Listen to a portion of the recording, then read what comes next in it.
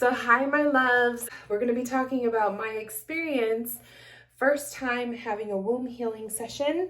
And I'm going to be sharing with you guys my experience, how I felt, how I experienced the whole thing, what to expect, anything else that I just feel like I need to share with you guys. That's what we're going to be talking about today. I don't know if you can hear it, but there's a raven on the other side of my window, literally on the sidewalk. Let me see if I can show you guys. Never mind, he flew away, but there was a raven on the sidewalk, and so significant for what we're going to talk about today. So let me get my animal book, because the raven, or the crow, came up after the session. And it's not weird, because ravens are around the neighborhood. Like, we have them, they're all over the place up here where I live. But the womb healer, which she goes, her username on Instagram is people call me Jess. But her name is Jessica Meals, Jessica Meals. And she hosted the womb healing for us. And after the session, she was outside, and a whole, like, I guess they're called like a murder of crows, or I think that's what you would call them, were outside. They were flying all over the sky. It was beautiful. If I could show you the video, I'll insert it so that you guys could see exactly what I was talking about.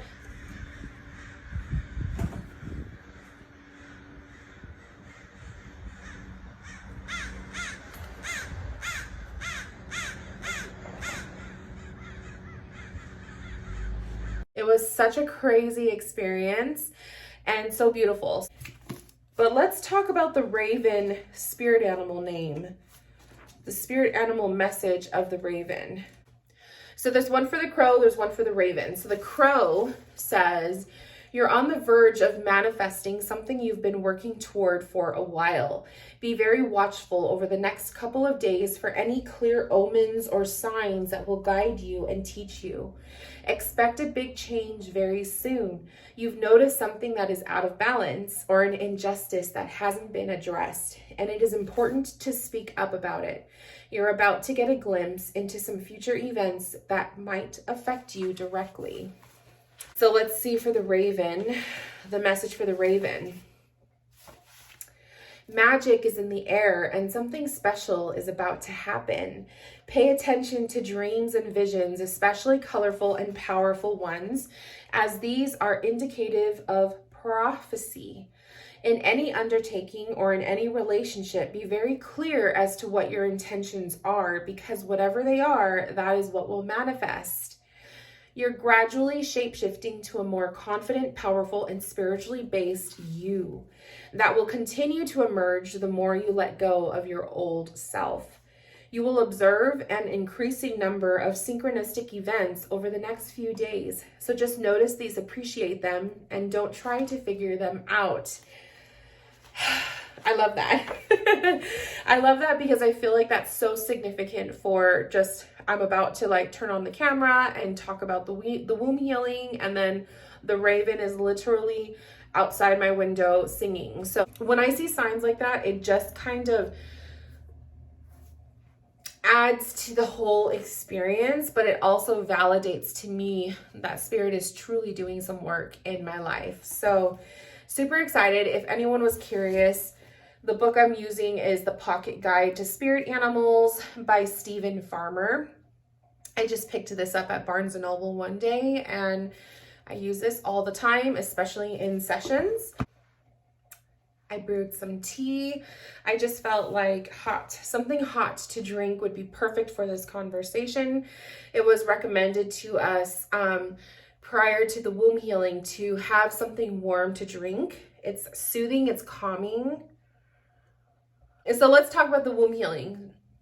So yesterday was the actual womb healing, and prior to that, we were told for about a week before the healing, we were told to kind of pay close attention to any themes, anything that comes up that, you know, for our week, like any troubles, any difficulties, thoughts, dreams, emotions, to take note of it. For me, the whole week prior to yesterday was all about the themes of healing and health, like physical health.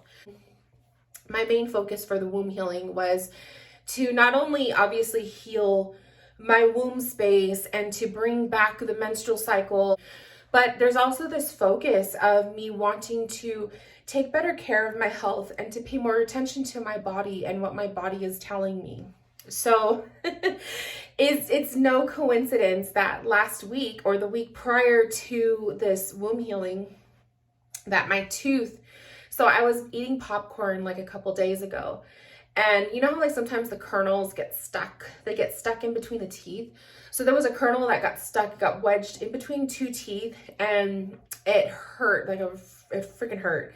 And I feel like it like messed up the gum.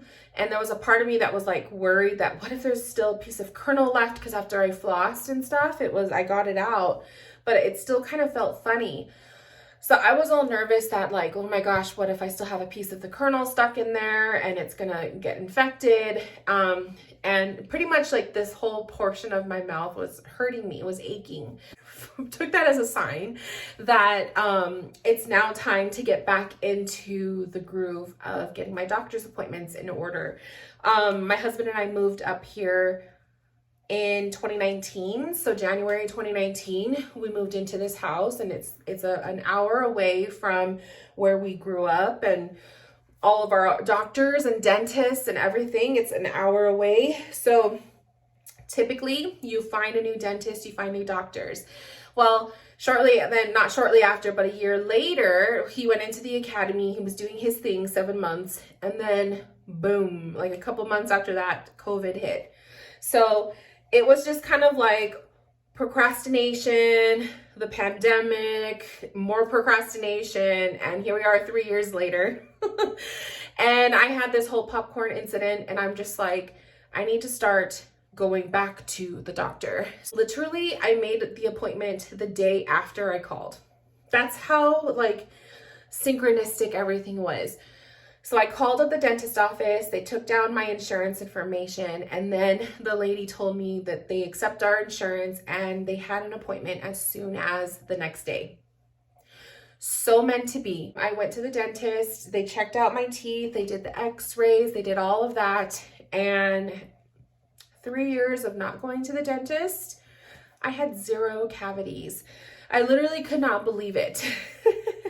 So it was insane. It was like the most positive, most good news ever. And I felt like because I'm on this like streak of going back to the doctors, I was like, you know what? I'm going to call around and make an appointment to get a full physical from a doctor up here. So I ended up doing that. I had the appointment booked for the 1st of December.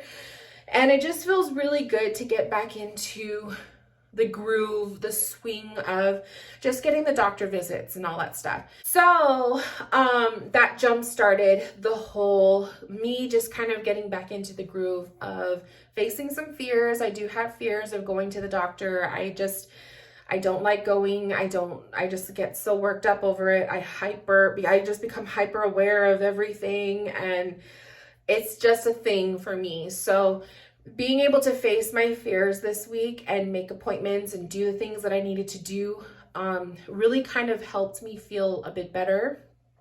And we'll see how it goes. We'll see how my health is. We'll see how everything goes as those days come.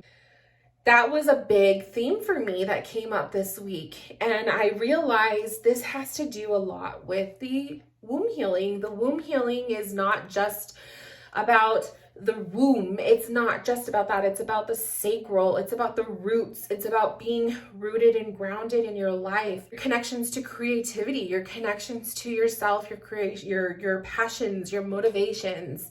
And you don't realize it, but your womb center, your sacral center holds so much energy. And a lot of the energy that it holds is past traumas and pains and shadows and all of this amazing, crazy stuff, right? Yesterday came, and that morning I woke up and I wrote down in my journal. I took some time to write in my journal, and I wrote down just some, intentions and that kind of thing. I ended up setting up over here right behind me. I have a little pillow for meditation. I set it up right in front of my little Buddha. I put some crystals, some flowers. I just took my time to set it up really pretty. I really just wanted it to look beautiful and just give it that energy that I wanted to bring into this healing. It's a very feminine time. It's just a time to nurse and take care of me. It's my self-care time. The womb healing was scheduled for 11 a.m. and I'm sitting on my meditation pillow. I was doing some reflection work, and we start the call and we just get into it. Jessica started talking to us about what the womb healing is, what to expect, our intentions, after effects of it, what to do after the healing. It was just a really good experience. Pretty much starts us into this whole, meditation to get us grounded. She was really really all about the importance of being grounded before we do healing work. She told us in this meditation, it's an active meditation. So she wanted us to kind of even though you're sitting, or some people were laying down, she wanted us to really move our body and to just get into the meditation in a way that we felt intuitively guided. And there was a portion when we started going down to the hips, and we were in the hip portion of the meditation, and I felt so much energy in my hips. And then we went into the root from there. And that part of my body was where I could tell I carried a lot of my energy, a lot of maybe not traumas, but it was more of just energy. And I feel like I carry a lot of the energy of other people. And so in this meditation, we were, imagining the root opening up from below us, like the stem opening up. Root chakra, it's in your booty. It's at the base of your spine, your booty. We are opening this up, and we are literally just releasing anything that just didn't belong there. You're just watching it in your mind be released out through the stem of your root and into Mother Earth. I've never done that before, and I felt like it was really powerful. It just felt like you're just taking this massive energy shit. You're just releasing all of this energy, and it was intense. So that part of the meditation, I could tell in my body, I could feel I was moving around, and I was just kind of up forward and pushing my butt out. And it was just this feeling of release, energetic release, but it was very, very, very powerful. And you could tell that you're, energetically getting rid of stuff that just doesn't need to be there anymore. I would have to say, out of the entire meditation, that was probably the most powerful for me. I was this is where I carry so much energy. And as a reader, and I know we're not supposed to do this, but as a reader, I feel like I carry a lot of other people's energy in my body. It sticks to me. So that was the perfect release. And now that I know how to do that, I can do this on my own in my own meditations later on. So it was such a good tool to learn. Loved ones came and they were all around me. There were other parts where we went inside of our womb space. My womb looked like a cave. It was very dark and murky. And you're just giving love and lots of healing, and just, it was beautiful. And there was one point where she guided us to release trauma. We were guided to go into the essence of our sexual traumas, if there was sexual traumas. And that part was very emotional for me. And there was a part where I literally I'm in my meditation, and I'm, in the sexual trauma energy, and I literally just see I see a spirit come right up to my face, and then they walk out. And it was just this powerful vision of having like a, you know, spirit coming right up to me and then leaving, because I feel like it was just so symbolic of that trauma facing me and then exiting out. I pretty much cried throughout the whole meditation, like on and off. After the meditation was over, like when we were starting to come back out of it, I literally for a split second felt spirit touch my back, like touch the back of my shoulder. And it kind of spooked me a little bit because it literally felt like somebody was right behind me and touched my shoulder. And I took that as the spirit team, because I had my spirit team with me. I had my loved ones in spirit, and I have literally like, I took it down, but I had my loved ones' photos and everything on my little altar right there. So I do feel like it was loved ones in spirit that placed their hands over me. Yeah. After the healing, we were supposed to write down our experiences. So I wrote down a couple things that I saw, that I had constant wings around me. So here's the cool part, was that Jessica told us that prior to her coming into the Zoom call, she had a vision of an eagle for our group. And I thought that that was so perfect because on the 1st of November, I was doing readings for my Spirit Moon members, and the eagle spirit came up in one of the readings. So the bird energy is very strong and very powerful for Spirit Moon. And it doesn't surprise me that the crows came up for Jessica after the whole healing. So bird energy is very powerful in Spirit Moon. So that was perfect to hear. It was kind of like when I had my eyes closed, you know, I'm like, here I am, like in my awareness all around me, but above me the whole time I could just see in my peripheral like wings flapping like this, just really slowly right above my head. So I wrote down a constant wings around me.